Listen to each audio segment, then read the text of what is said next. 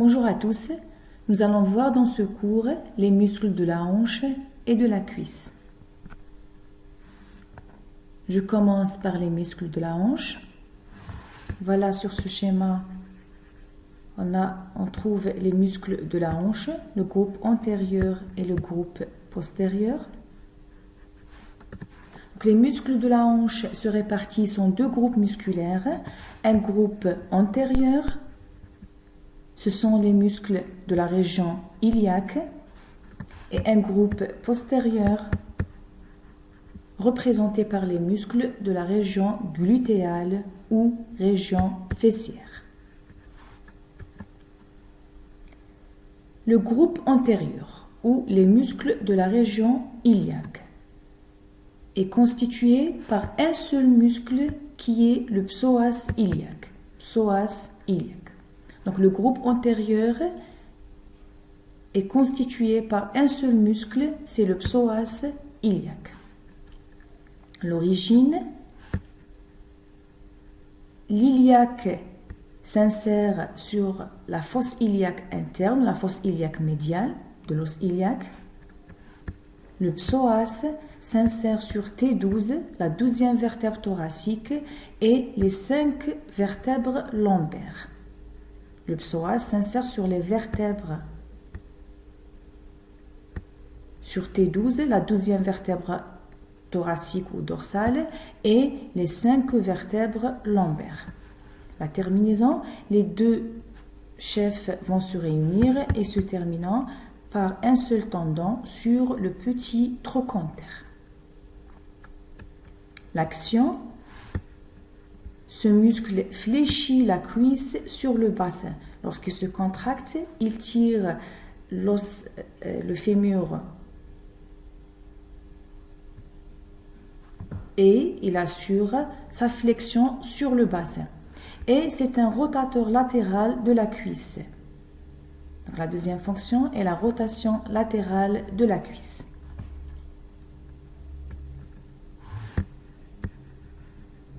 C'est un fléchisseur de la colonne vertébrale sur le bassin. Si on prend point d'appui sur le fémur, lorsqu'il se contracte ce muscle, il fléchit la colonne vertébrale sur le bassin. L'innervation est assurée par le plexus lombaire. Les muscles de la région glutéale, le groupe postérieur, ils se répartissent en deux groupes musculaires, groupe des muscles glutéaux et tenseurs du fascia lata, et le groupe des muscles pelvi-trochantériens. Les muscles glutéaux ou les muscles fessiers, le petit fessier, le moyen fessier et le grand fessier, c'est les muscles qui forment la région fessière. Donc ils sont disposés en 3 plans, plan profond, plan moyen et plan superficiel. Donc le plan profond contient le muscle petit glutéal ou petit fessier, le plan moyen contient le muscle moyen glutéal ou moyen fessier, et le groupe superficiel comprend le muscle grand glutéal ou grand fessier. Le muscle le plus profond, le petit fessier, le petit glutéal, il s'insère sur la fosse iliaque latérale, la fosse iliaque externe ou la fosse iliaque latérale de l'os iliaque, au-dessous et en avant de la ligne glutéale antérieure. Dans la fosse iliaque externe, on a 2 lignes glutéales, antérieure et postérieure. Antérieure et postérieure. Le petit glutéal s'insère au-dessous et en avant de la ligne glutéale antérieure. La terminaison, il se termine sur le grand trochanter, sur la face antérieure du grand trochanter. Ce schéma est une vue postérieure de la partie inférieure du rachis et de l'os iliaque et du fémur. Le rôle c'est un abducteur de la cuisse. Lorsqu'il se contracte, il tire le fémur en dehors. Donc c'est un abducteur de la cuisse. Il est innervé par le nerf glutéal supérieur. Deuxième plan, le muscle moyen glutéal ou moyen fessier. Il s'insère toujours sur la fosse iliaque latérale, mais entre les deux lignes glutéales postérieures et antérieures. Donc, entre les deux lignes antérieures et postérieures s'insère le muscle moyen glutéal. Il se termine sur le grand trochanter aussi, comme le petit glutéal, mais exactement sur sa face latérale. Il se termine sur la face latérale du grand trochanter. Son rôle est un abducteur de la cuisse. C'est un abducteur de la cuisse aussi. Il est innervé par le nerf glutéal supérieur. Le plan le plus superficiel est formé par le muscle grand glutéal ou grand fessier. L'origine, il s'insère sur la fosse iliaque latérale, en arrière de la ligne glutéale postérieure, sur la crête iliaque. La crête iliaque, c'est le bord supérieur de l'os iliaque, est appelé aussi crête iliaque, mais pas toute la crête, sur son 1/5 postérieur. Sur le 1/5 postérieur de la crête iliaque ou le 1/5 postérieur du bord supérieur de l'os iliaque. Il s'insère aussi sur le sacrum et sur le coccyx. La terminaison, ce muscle se termine sur la crête du grand fessier, qui est la branche externe de la trifurcation de la ligne âpre. Le bord postérieur du fémur est appelé encore ligne âpre. Ce bord est formé au milieu par deux lèvres, lèvre latérale et lèvre médiale. Cette ligne, ce bord, il se trifurque en haut, c'est-à-dire il donne trois branches, externes, moyennes et internes. Il se bifurque en bas. Donc le grand fessier ou le grand glutéal se termine sur la branche externe de la trifurcation de la ligne âpre. La branche externe de la trifurcation du bord postérieur du fémur, et il se termine aussi sur le tractus iliotibial.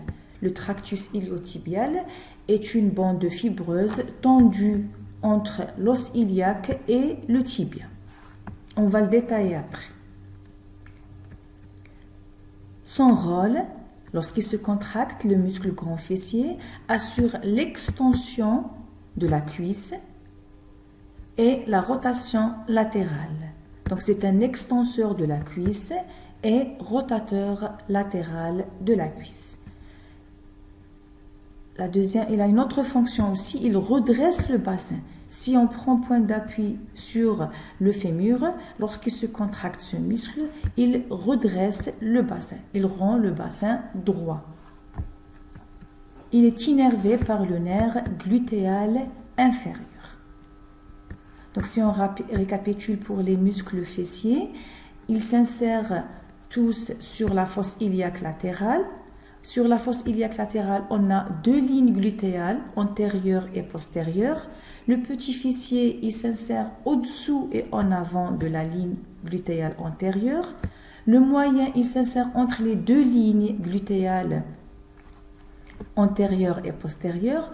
Le grand fessier s'insère en arrière de la ligne glutéale postérieure. Toujours le groupe des muscles glutéaux. Les muscles glutéaux sont délimités ou limités en dehors par un muscle qu'on appelle le muscle tenseur du fascia lata. Celui-là. Muscle tenseur du fascia lata. Ça, c'est le fascia lata.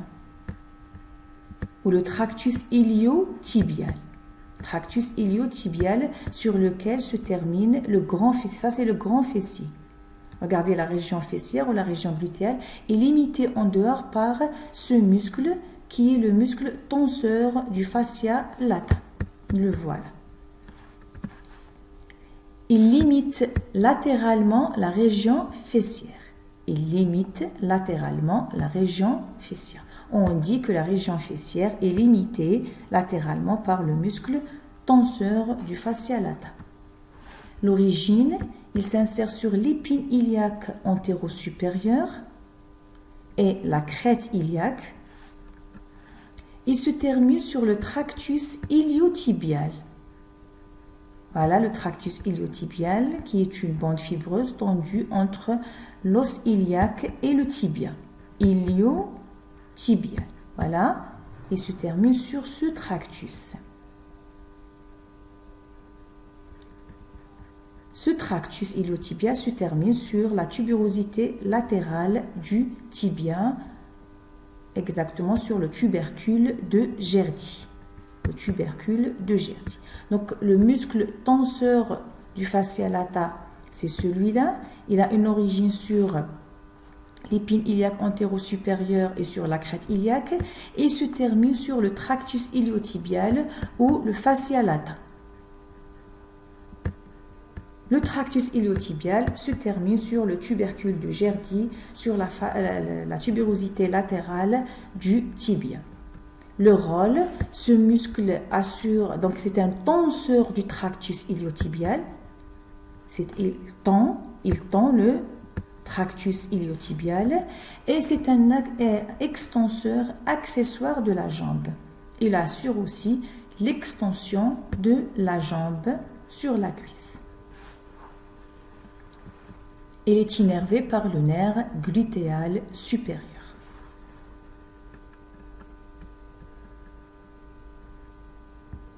Les muscles pelvitrochantériens, toujours le gros postérieur, on a dit le gros postérieur est formé de deux groupes, les muscles glutéaux et le tenseur du fascia lata et les muscles pelvitrochantériens. Voilà, les muscles pelvitrochantériens. Ça, c'est le plan le plus profond des muscles glutéaux représenté par le petit glutéal. Les muscles pelvitrochantériens sont en nombre de 6, tendus de la ceinture pelvienne au grand trochanter. C'est des muscles qui vont du pelvis, de la cavité pelvienne, jusqu'au grand trochanter. Ils sont représentés par le muscle piriforme ou pyramidal. Regardez, c'est des muscles profonds. Ils sont situés dans le même plan que le muscle petit glutéal. On a le piriforme, le muscle obturateur médial, celui-là, les deux muscles jumeaux supérieurs et inférieurs qui accompagnent l'obturateur médial, le muscle obturateur latéral, on ne le voit pas, c'est un muscle latéral comme son nom indique. Ça, c'est une vue postérieure. Et le muscle carré fémoral.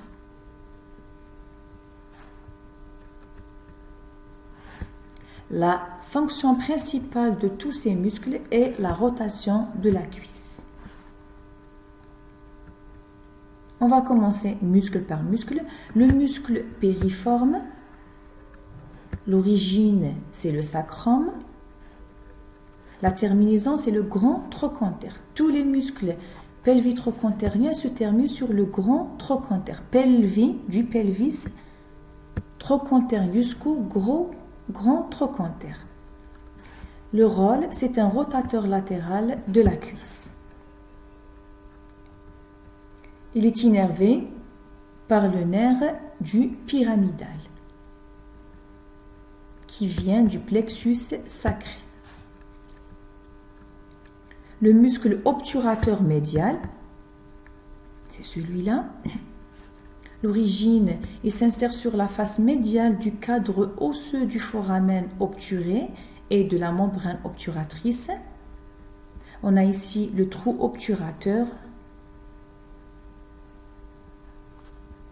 sur la face médiale de l'os iliaque, on a la face médiale du cadre osseux du foramen obturateur et sur la face latérale, on a la face latérale du cadre osseux du foramen obturé ou du foramen obturateur.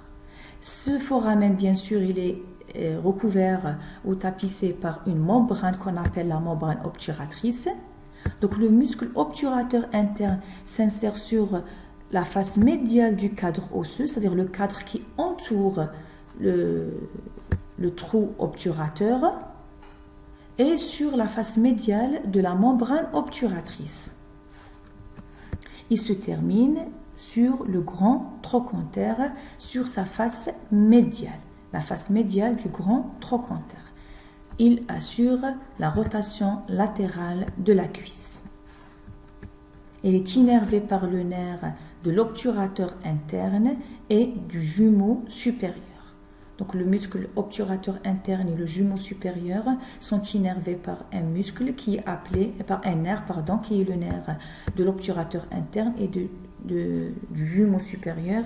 Ce nerf vient du plexus sacré. Les muscles jumeaux supérieurs et inférieurs, on les trouve en haut et en bas par rapport au muscle obturateur interne. Voilà le trou obturé et voilà le cadre osseux du trou obturé, sa face médiale. Donc l'origine, le jumeau supérieur, il s'insère, comme vous voyez, sur l'épine ischiatique. Le jumeau inférieur s'insère sur la tuberosité ischiatique. Ils se terminent chacun sur le grand trochanter. Ce sont des rotateurs latéraux de la cuisse. Entre les deux, on a le muscle obturateur médial ou obturateur interne. L'innervation, le jumeau supérieur est innervé comme l'obturateur médial par le nerf de l'obturateur interne du jumeau supérieur. Le jumeau inférieur est innervé par le nerf du jumeau inférieur et du carré fémoral. Les deux nerfs proviennent du plexus sacré. Le muscle carré fémoral, c'est un muscle carré comme son nom indique, il s'insère sur la tuberosité ischiatique et se termine sur le grand trochanter, exactement sur le bord postérieur du grand trochanter et sur la crête intertrochantérique. La crête ou la ligne qui relie les deux le grand et le petit trochanter. C'est un rotateur latéral de la cuisse aussi, comme les autres. Il est innervé par le nerf du jumeau inférieur et du carré fémoral qui provient du plexus sacré. Le muscle obturateur latéral, il s'insère sur la face latérale du cadre osseux, du foramen obturé et la face latérale de la membrane obturatrice. Il se termine sur le grand trochanter, exactement sur la fossette digitale. La fossette digitale, c'est une fossette qui se trouve au niveau de la face médiale du grand trochanter. C'est un rotateur latéral de la cuisse. L'innervation est assurée par le nerf obturateur qui est une branche collatérale du plexus lombaire. Donc si vous remarquez, tous les muscles pelvitrochantériens se terminent sur le grand trochanter et ce sont tous des rotateurs latéraux de la cuisse.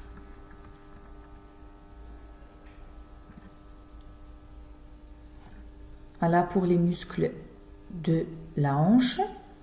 On passe, avant d'entamer les muscles de la cuisse, on a une pratique clinique, l'injection intramusculaire, l'injection l'IM ou l'injection intramusculaire dans la région glutéale. Voilà la région fessière qui est formée par les muscles fessiers, les muscles glutéaux, le profond, le moyen et le superficiel. Lorsqu'on injecte lorsqu'on pratique une injection musculaire, on doit éviter le nerf sciatique, le nerf grand sciatique. Voilà son trajet.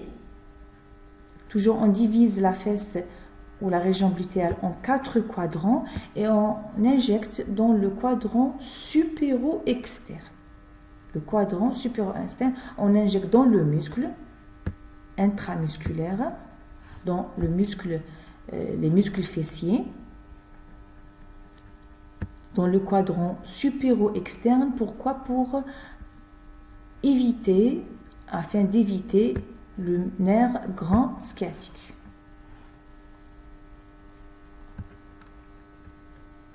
On passe au muscle de la cuisse. Voilà, ce schéma représente une coupe horizontale au niveau de la cuisse. Vous voyez ici la coupe horizontale du fémur, l'avant, l'arrière, le dedans et le dehors. Les muscles de la cuisse se répartissent en 3 groupes musculaires: groupe antérieur, groupe postérieur et groupe médial. Groupe antérieur, c'est la loge des extenseurs, la loge des muscles extenseurs. Groupe médial, c'est la loge des adducteurs.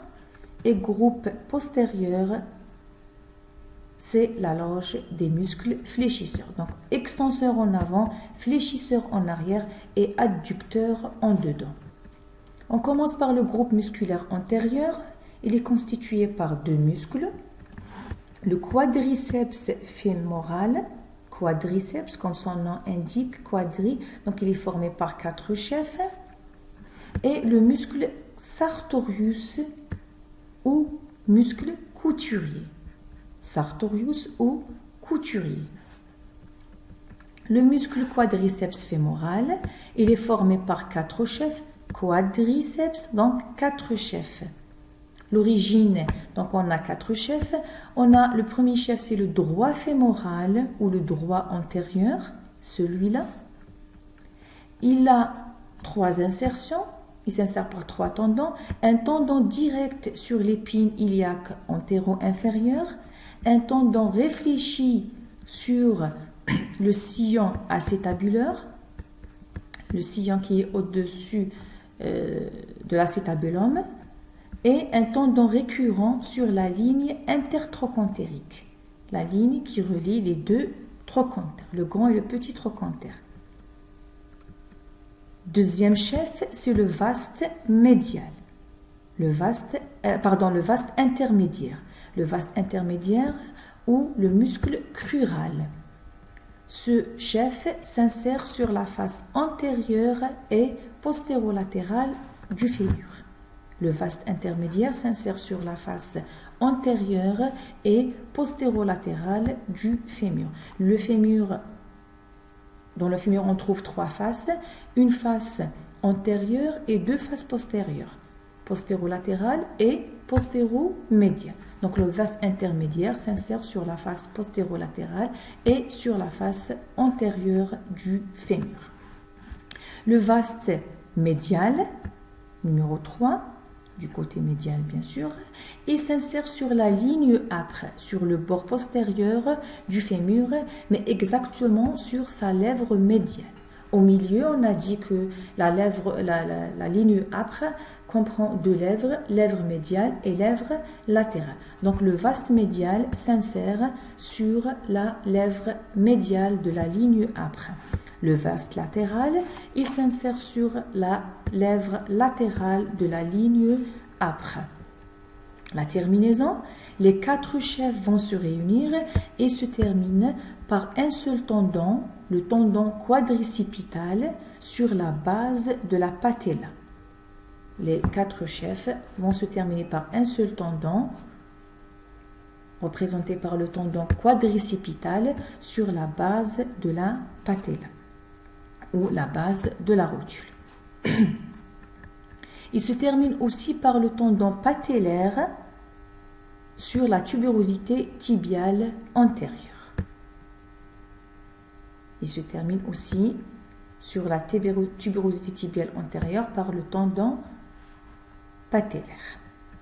Le rôle, c'est un extenseur de la jambe sur la cuisse. Le quadriceps fémoral assure l'extension de la jambe sur la cuisse. Lorsqu'il se contracte, il tire la jambe en avant, donc, et c'est un extenseur de la jambe sur la cuisse ou extenseur du genou. Il assure aussi la flexion de la cuisse sur le bassin. Il assure la flexion, c'est un fléchisseur de la cuisse sur le bassin, ou on dit c'est un fléchisseur de la hanche. Il est innervé par le nerf fémoral. Toujours le groupe antérieur des muscles de la cuisse. Le deuxième muscle, c'est le muscle sartorius ou le muscle couturier. Il s'insère sur l'épine iliaque antéro-supérieure et se termine sur la partie supérieure de la face médiale du tibia. La face médiale du tibia, elle est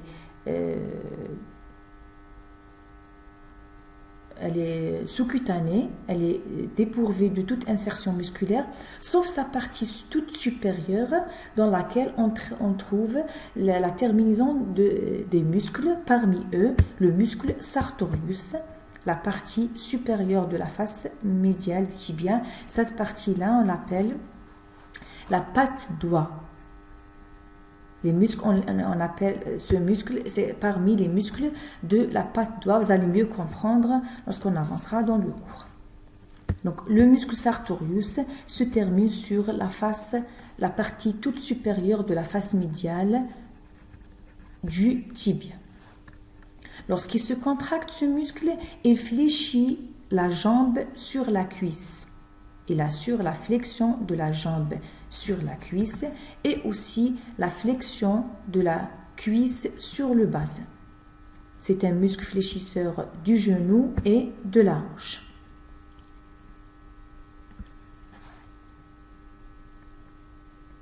On l'a appelé muscle couturier par rapport à la position du muscle, par rapport à la position du couturier lorsqu'il est en train de coudre. Il fléchit la jambe sur la cuisse et il fléchit aussi la cuisse sur le bassin. Donc il est innervé par le nerf fémoral. Voilà pour le groupe antérieur. On a le muscle quadriceps fémoral qui est un extenseur de la jambe et fléchisseur de la jambe, extenseur de la jambe sur la cuisse et fléchisseur de la cuisse sur le bassin, et le muscle sartorius qui est un fléchisseur de la jambe et de la cuisse. Le groupe musculaire médial, il est constitué par 5 muscles disposés en 3 plans. Voilà le groupe médial. Ça, c'est le muscle psoas iliaque. Ça, c'est le muscle sartorius et le biceps fémoral. Et voilà le groupe médial. Donc, on a 5 muscles disposés en 3 plans. Le plan profond est formé par le muscle grand adducteur. Le plan moyen est formé par le muscle court adducteur ou petit adducteur. Le plan superficiel, c'est celui-là.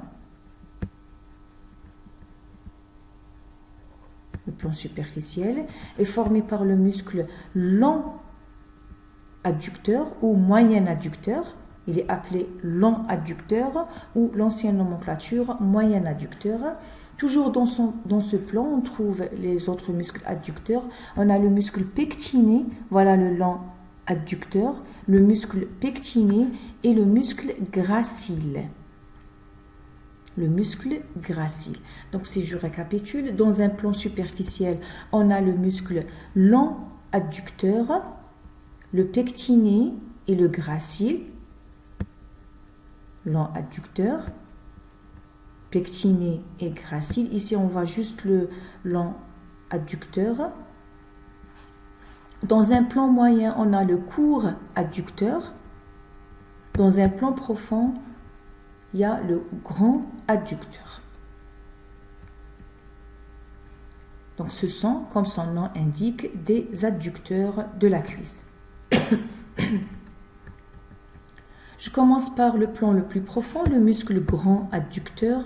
L'origine, c'est la branche ischio-pubienne, la branche qui relie le pubis avec l'ischion et la tubérosité ischiatique. Il se termine par 3 faisceaux sur la ligne âpre, sur le bord postérieur du fémur et sur l'épiphyse distale du fémur, délimitant le hiatus tendineux de l'adducteur. Donc les faisceaux de terminaison du grand adducteur délimitent, comme vous voyez, cet orifice ou ce hiatus qui est appelé le hiatus tendineux de l'adducteur par lequel passe l'artère fémorale qui irrigue la cuisse. Elle passe dans ce hiatus et devient artère poplitée. Elle passe en arrière du fémur et devient, dans la région poplitée, et devient artère poplitée. Donc ça, c'est un détail. Le rôle, comme son nom indique, c'est un adducteur de la cuisse. Lorsqu'il se contracte, il tire le fémur en dedans et c'est un adducteur de la cuisse. Il est innervé par le nerf obturateur et le nerf sciatique. Le plan moyen, le muscle court adducteur, court ou petit adducteur, il s'insère sur le pubis. Donc à l'origine, c'est le pubis. Il se termine sur la ligne âpre. C'est un adducteur de la cuisse. Son rôle est l'adduction de la cuisse. Il est innervé par le nerf obturateur. Le plan le plus superficiel, le muscle long ou moyen adducteur, il s'insère sur l'angle du pubis. Il se termine sur la ligne âpre. C'est un adducteur de la cuisse aussi. Il est innervé par le nerf obturateur. Donc le court et le long adducteur, les deux s'insèrent sur le pubis et se terminent sur la ligne âpre. Le court est situé dans un plan moyen et le long adducteur est situé dans le plan superficiel. Le muscle pectiné, c'est-à-dire dans le même plan que le long adducteur, il s'insère sur le pubis et se termine sur la ligne âpre, exactement sur la branche moyenne de la trifurcation de la ligne âpre. La branche moyenne de la trifurcation de la ligne âpre, c'est un adducteur de la cuisse qui est innervé par le nerf obturateur. Toujours dans le plan superficiel du groupe musculaire médial, on a le muscle gracile ou muscle droit interne. Il s'insère le long de la symphyse pubienne. Il s'insère au niveau du pubis, exactement le long de la symphyse pubienne. Il se termine comme le sartorius au niveau de la partie supérieure de la face médiale du tibia. Il se termine sur la face toute supérieure de la face médiane du tibia. Cette région-là, on l'appelle patte-doigt. C'est un adducteur de la cuisse innervé par le nerf obturateur. Donc, tous les muscles du groupe médial sont des adducteurs de la cuisse. On a dans un plan profond le muscle grand adducteur, dans un plan moyen le muscle court adducteur, dans un plan superficiel on a le muscle long adducteur, le pectiné et le gracile ou le droit interne. Le groupe musculaire postérieur, le troisième groupe de la région de la cuisse. On a vu le groupe antérieur, le groupe médial et on termine par le groupe musculaire postérieur. Ce sont les muscles ischio-jambiers. Les muscles ischio-jambiers parce qu'ils s'insèrent tous en haut sur l'ischion et se terminent au niveau de la jambe. Le groupe est constitué par 3 muscles. Le muscle semi-membraneux, le muscle semi-tendineux et le muscle biceps fémoral. Donc voilà le groupe postérieur, il est formé par 3 muscles. En dehors, on a le muscle biceps fémoral, comme son nom indique.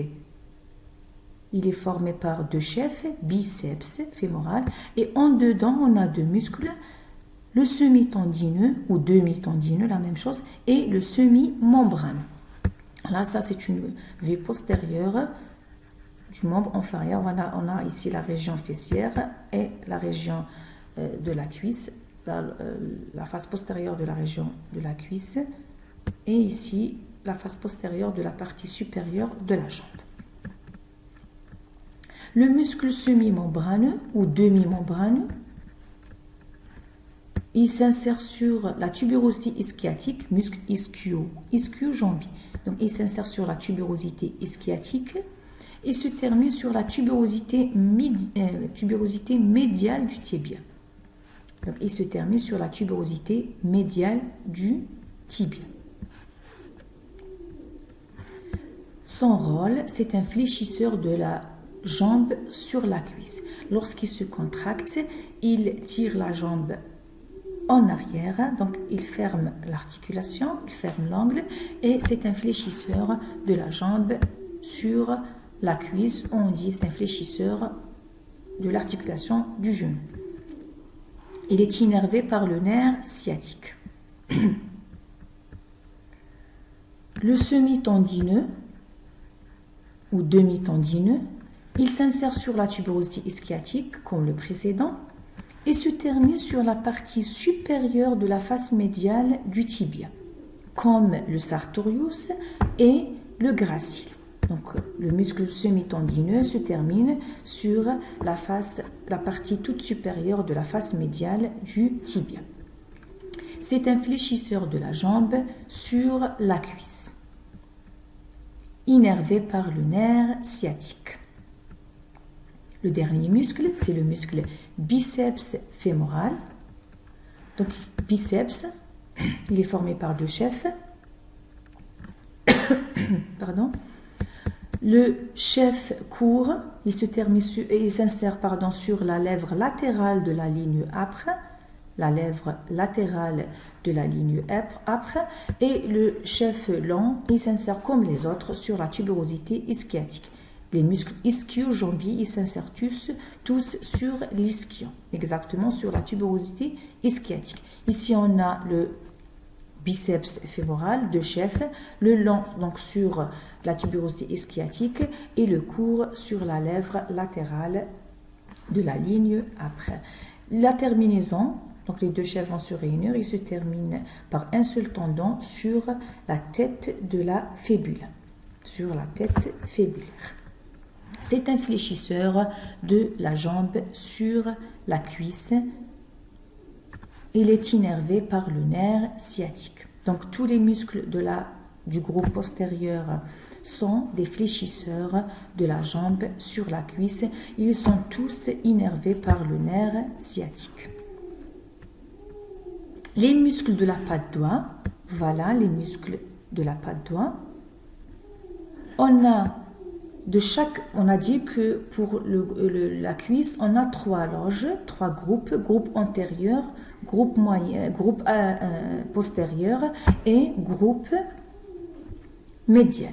De chaque groupe, on a un muscle qui se termine sur la partie supérieure de la face médiale du tibia. Regardez la face médiale du tibia, on a dit elle est sous-cutanée, elle est dépourvue de toute insertion musculaire, sauf sa partie supérieure.